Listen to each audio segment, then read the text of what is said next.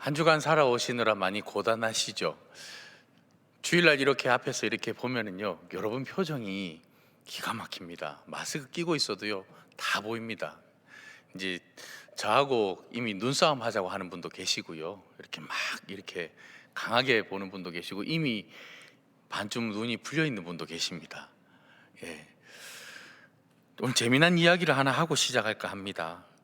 저희 신학대학교 다닐 때 저희 학생들이 저는 이제 지방에서 학부를 나왔는데 그 별명들이 있었어요. 그 별명들이 뭐냐면, 전도사님들은 꼭 사례비를 받는 날이 되면은 그 사례비를 받는 시즌에는 사개오가 되고, 사례비를 받을 때쯤이 되면은 사도가 된다고 얘기를 합니다. 그 이유를 아십니까, 여러분? 사례비를 받고 나면은요, 모든 사람들이 얘기합니다. 제가 살게요. 오늘은 제가 살게요. 그래서 사개오가 되고요.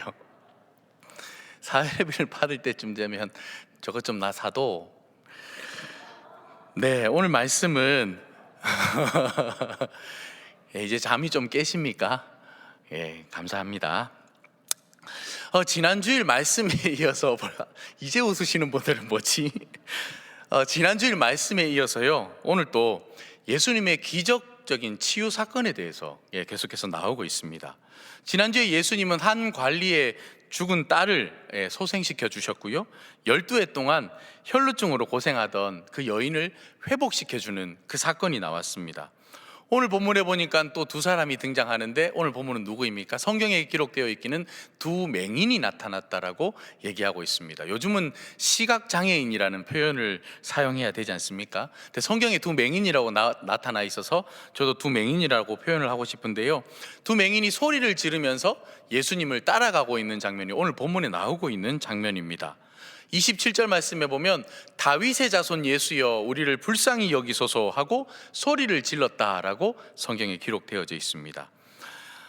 많은 사람들이 예수님이 가는 곳에는요, 많은 무리들이 있었습니다. 그러니까 그 옆에 있던 사람들이 이제 좀 조용히 하라고 얘기를 합니다. 이 사람들이 계속 소리를 지르는 겁니다. 왜? 앞이 보이지 않으니까요. 그냥 무리가 가는 방향으로 따라가면서 계속 소리를 지르는 겁니다. 다윗의 자손 예수여 우리를 불쌍히 여기소서 하면서 계속 소리를 치는 겁니다. 그러니까 거기 있던 일행들이 이제 만류하는 겁니다. 다 들었으니까 좀 조용히 하라고, 당신 둘이 때문에 시끄러워 죽겠다고 좀 조용히 하라고 얘기를 하고 있습니다. 이제 예수님이 집에 가셔서 이 두 맹인을 부르게 됩니다. 예수님이 물으셨습니다. 내가 능히 이 일 할 줄을 믿느냐라고 물으셨습니다. 정말 내가 이 일을 할 거라고 너희가 믿느냐라고 예수님이 물어보시는 겁니다. 그러니까 이 두 맹인이 뭐라고 대답합니까? 이구동성으로 대답하죠. 주여 그러하오이다. 주여 그러하오이다. 주님께서 이 일을 할 줄을 믿습니다라고 얘기를 하고 있습니다. 그랬더니 예수님께서 그 대답을 듣고 난 다음에 그들의 눈을 만져주셨습니다. 오늘 본문에 보니까요, 눈을 만져주셨고 29절에 보니까 너희 믿음대로 되라 이렇게 기록하고 있습니다. 그랬더니 그들의 눈이 밝아졌다라고 오늘 성경이 보도해주고 있습니다. 오늘 또 우리는 바로 이 대목에서요, 예수님의 입술을 통해서 한마디를 듣게 됩니다. 믿음이라는 단어를 들을 수가 있습니다. 믿음. 지난 주일에 말씀을 나누었듯이요, 믿음은 무엇이라고 했습니까? 하나님께 기대를 거는 것. 믿음은 하나님께 기대를 거는 것. 인생의 모든 소망을 하나님께 맡기는 것. 내 모든 걸 하나님께 거는 것. 하나님께 내 모든 것을 다 하나님께 걸었습니다. 이걸 믿음이라고 지난주에 우리가 나누었습니다. 그러니까 인생의 모든 소망을 다른 곳에 두지 아니하고 하나님께 나의 모든 것을 다 맡기겠습니다라고 고백하는 사람을 믿음을 가진 사람이다라고 지난주에 말씀을 나누었습니다. 오늘 본문에 이 두 맹인이나 지난주에 우리가 함께 나누었던 관리, 혈루증을 앓았던 이 여인, 주님의 기적적인 치유를 경험하게 됐는데요, 그때마다 주님은 그들을 향해서 뭐라고 얘기하냐면 너의 믿음이 너를 구원하였다, 너희의 믿음대로 되리라 라고 하셨으니까요, 여러분 이 말씀을 딱 묵상하면 어떤 생각이 딱 드십니까? 성경에 나오는 이 사람들은 하나님의 놀라운 경험을 체험한 사람들, 예수 그리스도의 놀라운 경험을 체험한 사람들은 놀라운 믿음을 가진 사람일 거야 라는 생각 여러분 하지 않습니까? 이들의 믿음이 얼마나 대단했기에 예수 그리스도의 너의 믿음대로 되리라, 너의 믿음이 너를 구원할 것이다, 이 말들이 다 이루어졌으니까요, 이들의 믿음은 대단할 거야 라는 생각 여러분 들지 않습니까? 혹시 여러분 이런 생각해 보셨습니까? 기적을 불러오는 믿음이 있다, 이런 생각해 보셨습니까? 혹시 여러분 기적을 불러오는 믿음이 따로 있을 거라고 생각해 보셨습니까? 아니면 그런 믿음의 비결이 따로 있다고 여러분 한번 생각해 보신 적 있으신가요? 만약에 기적을 불러오는 믿음의 비결이 있다, 그렇다면 여러분 알고 싶지 않습니까? 궁금하지 않으십니까? 기적을 불러오는 믿음의 비결이 있다. 과연 기적을 불러오는 믿음의 공식이 있을까요?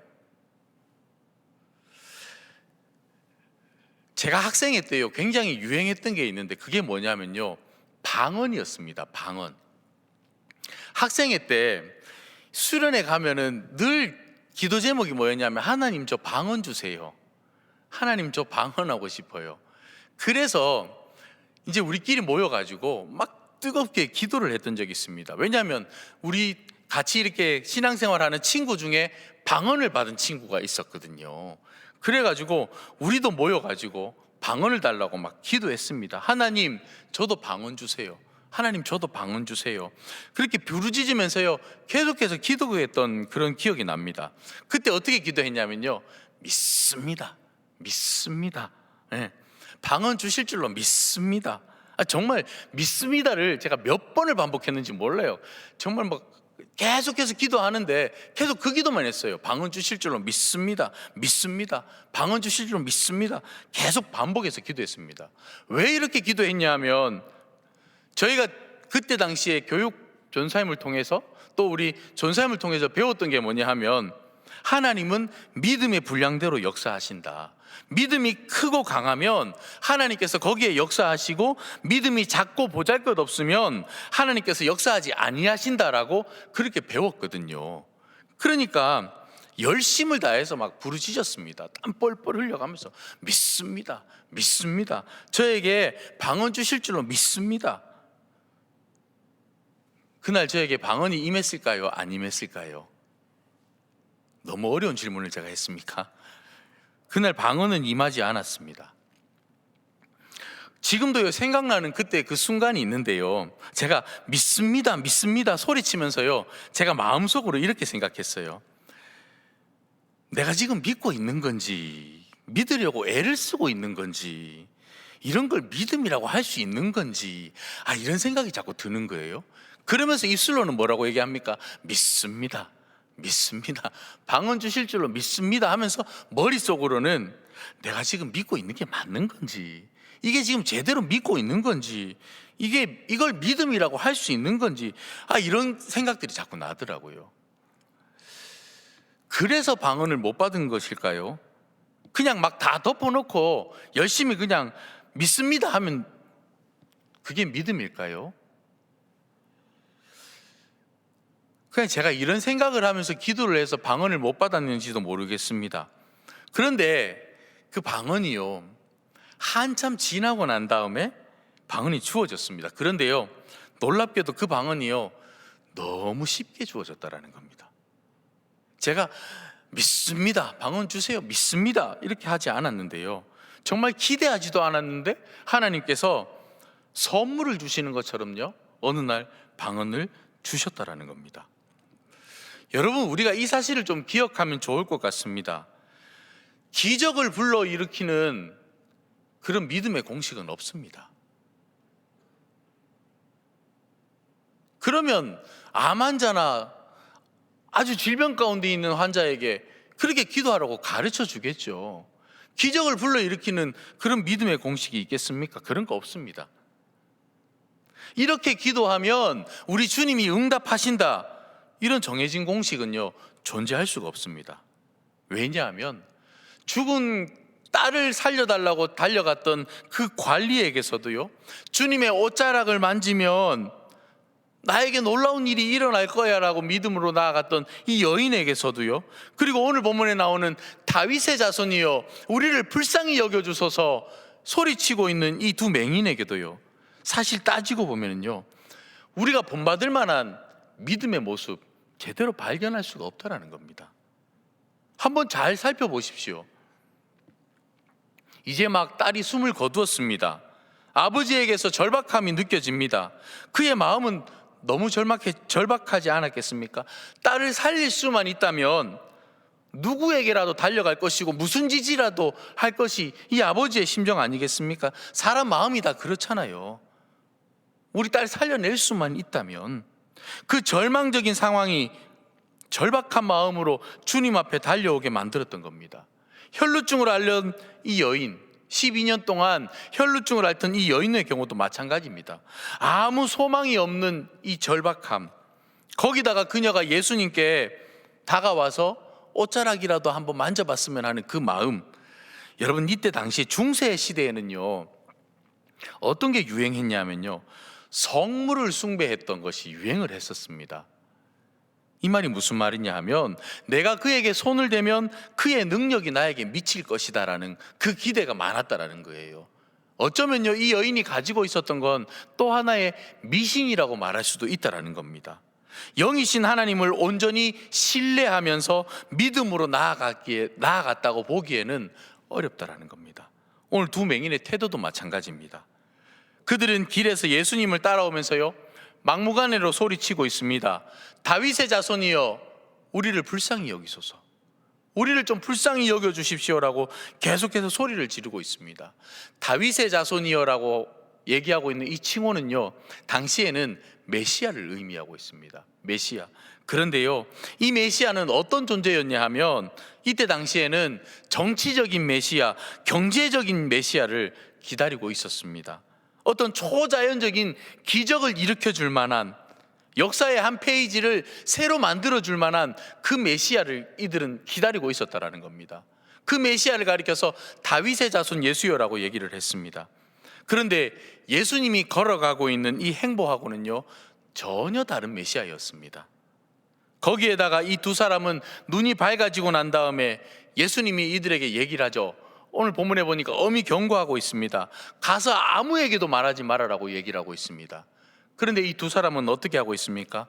이 사실을 온 세상에다 퍼뜨려 버렸습니다.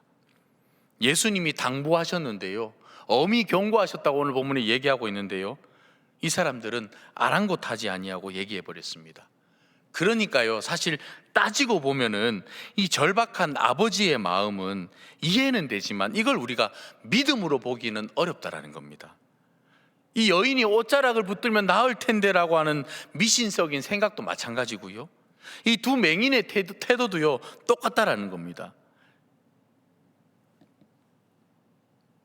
그래서 이분들이, 성경에 나오는 이분들이요, 대단한 믿음을 가지고 그래서 기적을 경험했다라고 볼 수는 없다라는 겁니다. 기적을 불러일으키는 믿음은요, 기적을 불러일으키는 공식은요 존재하지 않는다라는 겁니다. 예수님께서 내 믿음이 너를 구원하였다, 너의 믿음대로 되라, 이렇게 말씀하셨지만요, 사실 그들의 믿음은 온전한 믿음은 아니었습니다. 절박한 몸짓이었고요, 미신적인 기대였고요, 예수님에 대해 어긋나게 가지고 있는 인식들이었습니다. 그들의 믿음이요, 온전하고 큰 믿음이어서 기적이 일어난 것이 아니고, 기적은요 불완전한 믿음을 가졌음에도 불구하고 그들에게 임했던 하나님의 선물이었습니다. 하나님의 선물. 여러분, 이 사실을 우리가 잘 봐야 됩니다. 믿음이 커야 기적이 일어나는 게 아니고요, 하나님의 은혜의 선물이라는 겁니다. 보십시오. 청년 가운데 두 사람이요 질병에 걸렸습니다. 동일한 질병에 걸렸습니다. 두 사람 다 믿음이 너무 좋은 사람들입니다. 열심히 기도했습니다. 한 사람은 고침을 받았습니다. 그런데 한 사람은 고침을 받지 못했습니다. 그럼 이 사람은 믿음이 좋은 사람이고 이 사람은 믿음이 좋지 않은 사람일까요? 아니다라는 겁니다. 하나님의 은혜다라는 겁니다. 하나님의 선물이라는 거예요. 성경에 나오는 이 사람들이요, 대단한 믿음을 가지고 있어서 치유함을 받은 것이 아니다라는 겁니다. 비록 부족하지만, 비록 나약하지만 절박한 마음을 가지고 주님 앞에 나아왔을 때 우리 주님께서 선물을 주신 거라는 겁니다. 선물. 여러분, 복음이 이런 겁니다. 복음. 대단한 사람에게 역사하는 것이 복음이 아니다라는 겁니다. 이게 복음의 관점이라는 거예요. 내 믿음이 보잘것없음에도 불구하고 하나님께서 역사하셨다, 하나님께서 나에게 선물로 주셨다. 여러분, 이게 복음이지 않습니까? 그러므로 우리가 해야 할 일이 무엇이겠습니까? 비록 부족한 믿음일지라도 주님을 향한 기대와 소망의 불꽃을요, 우리 가슴 속에 새겨두는 겁니다. 이 소망의 불꽃이 꺼지지 않게끔 하는 거예요. 그게 중요한 거라는 겁니다. 주님이 하실 거야. 주님이 일하실 거야. 주님이 임해 주실 거야. 주님이 도와주실 거야. 주님이 바꿔주실 거야. 이 기도의 불꽃을 내 가슴에 품고 있는 겁니다. 이걸 꺼뜨리지 않는 거예요. 이게 믿음 생활하는 가운데 너무너무 중요한 거라는 겁니다. 그래서 이런 믿음을 가리켜서 뭐라고 정의할 수 있냐면요, 겨자씨 하나 같은 믿음이다라고 표현할 수 있는 겁니다. 겨자씨 하나 같은 믿음. 예수님께서 이렇게 말씀하신 바가 있습니다. 너희가 겨자씨 하나일 만한 믿음만 있어도 큰일을 할 것이다 라고 얘기하셨거든요. 그때가 어떤 상황이었냐면 이때죠. 어떤 귀신 들린 아이가 제자들 앞에 왔습니다. 그런데 제자들이요, 그 아이를 감당하지 못합니다. 그때 예수님이 뒤에 나타나셔서 뭐라고 얘기합니까? 너 왜 이렇게 믿음이 없느냐? 그동안 너희들 날 따라다녔는데 왜 이렇게 너희들 믿음이 없느냐 하시고는 이렇게 표현하시죠. 겨자씨 하나일 만한 믿음이 있었더라도 너희들이 큰일을 했을 텐데. 그러잖아요. 그러면서 덧붙이는 한마디가 있습니다. 뭐라고 말씀하시냐면 기도 외에는 이런 유가 나올 수가 없다라고 얘기하십니다. 이 제자들이요, 기도하지 않았던 겁니다. 귀신 들린 아이가 오니까요, 우왕좌왕 하는 거예요. 하나님, 이 아이를 고쳐주세요라고 기도하지 않았던 겁니다. 다시 말하면 하나님께 기대와 소망을 걸지 않았다라는 거예요. 하나님께 걸었어야 되는데 본인들이 해보려고 하니까 안 되는 거죠. 당연히 안 되죠. 하나님께 기대와 소망을 걸었어야 된다라는 겁니다. 그래서 예수님이 말씀하시는 겁니다. 왜 너희가 믿음이 이렇게 적으냐? 왜 이렇게 너희들 믿음이 없느냐? 예수님이 책망하셨던 건요, 믿음의 분량을 의미하셨던 게 아닙니다. 큰 믿음, 작은 믿음, 이걸 얘기했던 게 아니에요. 겨자씨 하나일 만한 이 믿음. 여러분, 겨자씨 하나리요, 좁쌀처럼 작다고 얘기하거든요. 굉장히 작은 믿음입니다. 좁쌀 같은 거라도요, 그걸 내 마음에 가지고 있으면 되는 거예요. 내 마음에 품고 있으면 되는 겁니다. 마태복음 13장 말씀해 보면 겨자씨 비유가 나오는데 예수님이 이렇게 말씀하셨습니다. 겨자씨 한 알이 있습니다. 한 알은 정말 아까 제가 말씀드린 것처럼 좁쌀처럼 작은 겁니다. 근데 이게 딱 심겨져요.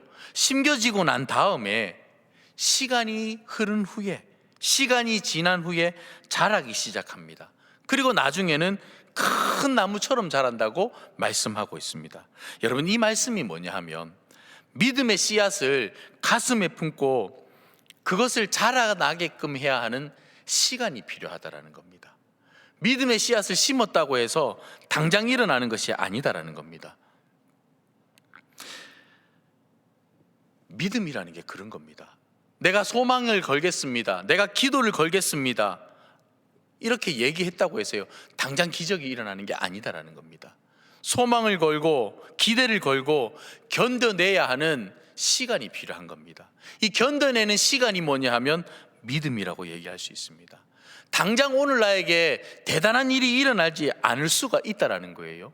당장 대단한 일이 일어나지 아니하더라도 나는 주님 바라보겠습니다, 나는 주님만 의지하겠습니다, 주님께서 일하실 것입니다, 그러면서 주님께 기대하고 소망하고 주님께 다 맡겨버리는 겁니다. 내 희망을 가슴에 품고 믿음의 씨앗을, 희망을 가슴에 품고 이 씨앗이 자라나기를 견뎌내야 하는 그 시간이 필요하다라는 겁니다. 그 견뎌내는 시간만큼이 그 사람의 믿음이라고 말할 수 있는 겁니다. 믿음은 소망 가운데 견디는 거다. 지난주에는 이렇게 말씀드렸습니다. 믿음은 하나님께 내 소망을 거는 것이다. 내 모든 기대와 소망을 하나님께 다 거는 것이다. 그리고 오늘은 이렇게 말씀드리고 싶습니다. 믿음은 소망 가운데 견뎌내는 것이다. 견뎌내는 것. 왜냐하면 오늘 이 두 맹인이요, 그랬다라는 거예요. 예수님이 불러줄 때까지 소리를 질렀다라는 겁니다. 견뎌내야 된다라는 거예요. 주변에 있는 사람들이 좀 조용하라고 얘기합니다. 그럼에도 불구하고 소리를 지르는 거죠. 예수님이 불러줄 때까지 그 기다림의 시간이 있어야 된다라는 겁니다. 여러분, 인간의 굴레에서라는 소설 혹시 보신 적 있으십니까? 이 서머신 몬이라는 세계적인 소설가가 지은 책인데요, 자전적인 소설입니다. 여기에 보면 필립이라는 한 아이가 등장하고 있습니다. 일찍 부모를 잃게 되고요, 어쩌면 어린 시절을 우울하게 자란 아이입니다. 근데 이 아이가 안타깝게도요, 한쪽 다리가 불편한 아이였습니다. 어느 날 필립이 성경을 읽다가 놀라운 구절을 발견하게 됩니다. 어떤 구절을 발견하게 되냐 하면, 너희에게 겨자씨 하나일 만한 믿음이 있어도 산을 옮길 수 있을 것이다 라는 그 구절을 발견하게 됩니다. 그 말씀을 읽고 난 다음에 필립의 가슴이 뛰기 시작하는 겁니다.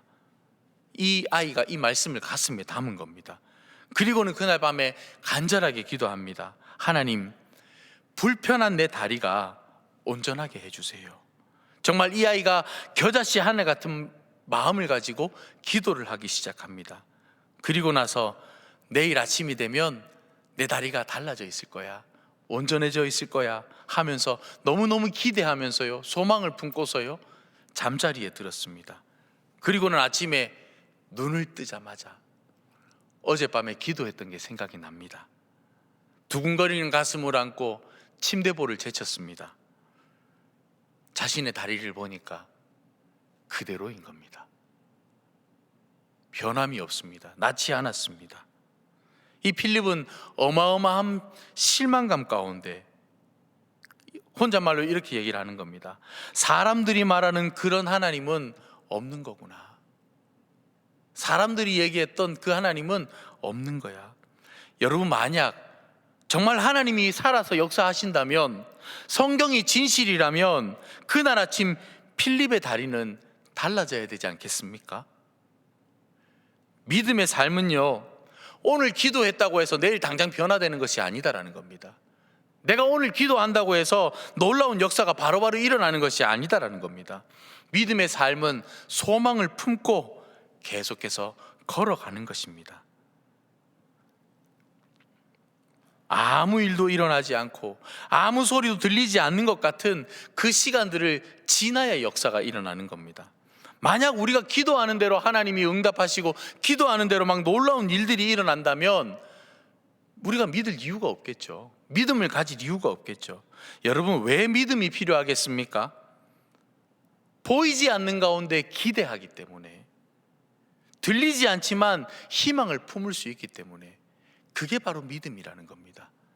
보이지 않는 가운데 기대하고 들리지 않지만 희망을 품는 것. 오늘 이루어지는 것이 없다 하더라도 계속해서 기도하고 기대하고 희망이 보이지 않아도 하나님께 소망을 두고서 걸어간다면 그것이 바로 믿음 아니겠습니까? 여러분, 이 믿음을 우리가 좀 품었으면 좋겠습니다. 나는 하나님께 소망을 둡니다. 하나님께서 일하실 것을 믿습니다. 그 겨자씨 하나 같은 그 믿음을 우리 가슴에 품어봤으면 좋겠습니다. 성경에 나오는 아브라함은요, 하나님의 약속이 실현되기까지 25년을 기다렸습니다. 다윗은 어떻습니까? 기름 부음을 받고 난 다음에요, 왕이 되기까지 20여 년 동안 도망자 신세로 살아왔습니다. 요셉은 어떻습니까? 꿈을 꾸고 난 다음에 노예로 팔려가서요, 10수년 동안 애굽에서 밑바닥 인생을 살아야 했습니다. 야곱의 경우는 어떻습니까? 야곱은 나중에 이렇게 얘기하죠. 야곱은 참 날 때부터 복잡한 사람이었습니다. 나중에 그가 애굽에서 바로 왕을 만났을 때 이렇게 고백합니다. 내가 130년을 살았는데 살아온 세월이 험악했습니다. 근데 야곱이 그 인생의 말년에 요셉이 애굽의 총리가 되고 사랑하는 아들을 만남으로써 그 인생이 매듭이 지어졌다라고 얘기를 하고 있습니다. 야곱의 기대는요, 그러니까 130년 만에 풀어졌다고 얘기할 수 있는 겁니다. 너희가 내가 이 일 할 줄을 믿느냐라고 물으시는 주님께서 오늘도 우리에게 물으시는 것 같습니다. 너는 나를 믿느냐? 달리 말하면요, 너는 나에게 소망을 두고 있느냐? 너는 나에게 희망을 두고 있느냐? 이렇게 주님께서 우리에게 물으시는 것 아니겠습니까? 1940년대 베를린 대학 음악 교수였던 폴만이라는 분이 계셨다고 합니다. 이분이 당시 히틀러 전쟁에 반대하다가 강제 수용소에 잡히게 이게 수용이 되게 됩니다. 이분은 피아니스트였습니다. 수많은 사람들이 매일매일 죽어나가는 강제 수용소에서요, 이분이 견디고 견뎌서 결국은 살아남았습니다. 사람들이요, 그에게 비결을 물었습니다. 그때 폴만 씨가 이렇게 대답했습니다. 나는 매일 저녁마다 마룻바닥을 마치 피아노 치듯이 내 손가락으로 두드렸습니다. 두드리면서 언젠가는 내가 다시 연주하게 될 것이라고, 하나님께서 나를 그 자리에 다시 세울 것이라고 꿈꾸면서 기대하면서 희망을 품고 살아왔습니다. 그래서 나는 여기까지 올 수 있었습니다. 이렇게 얘기하고 있습니다. 여러분, 오늘 예수님은 너희 믿음대로 되리라라고 하셨습니다. 그 믿음은요, 내일 당장 변화되는 삶은 아닐지도 모르겠습니다. 사랑하는 우리 청년들, 열심히 기도하고 있는데, 기대하고 있는데 그 기대대로 잘 되지 않을 때 있습니다. 많습니다. 그러나 겨자씨와 같은 믿음을 품고 살면은 하나님께서 내 기도를 들어주셨습니다, 이렇게 고백하는 순간이 반드시 올 겁니다. 믿음대로 되어졌구나, 내가 믿고 내가 기대하는 대로, 내가 소망하는 대로 되어졌구나, 이렇게 고백하는 순간이 여러분들을 틀림없이 찾아올 것입니다. 그날이 올 때까지요, 그 믿음의 씨앗을 품고 기다리고 소망하는 이 믿음의 길을 걸어가는 우리 모두가 되기를 간절히 소망합니다. 기도하겠습니다. 참 좋으신 아버지 하나님, 감사합니다. 믿음은 하나님께 기대하는 것, 소망을 품는 것이라는 말씀 저희 가슴에 새겨 주시옵소서. 믿음은 보이지 않는 가운데 더 바라며 소망 가운데 그 세월을 견디는 것이라는 것을 저희들 가슴에 새기게 하여 주시옵소서. 그래서 저희가 하나님께 소망을 두고 우리가 일관되게 믿음의 삶을 걸어갈 수 있는 그런 사람들이 되게 하여 주시옵소서.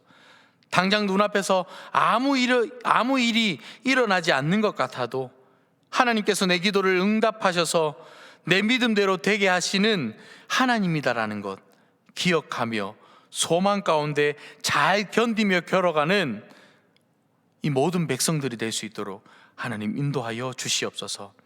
언젠가 영광이 그 아침을 맞이하게 될 줄로 믿습니다. 그 소망을 끝까지 품고 걸어가는 저희들 모두 되게 하여 주시옵소서. 감사를 드리며 거룩하신 우리 주님 예수 그리스도의 이름으로 기도합니다. 아멘.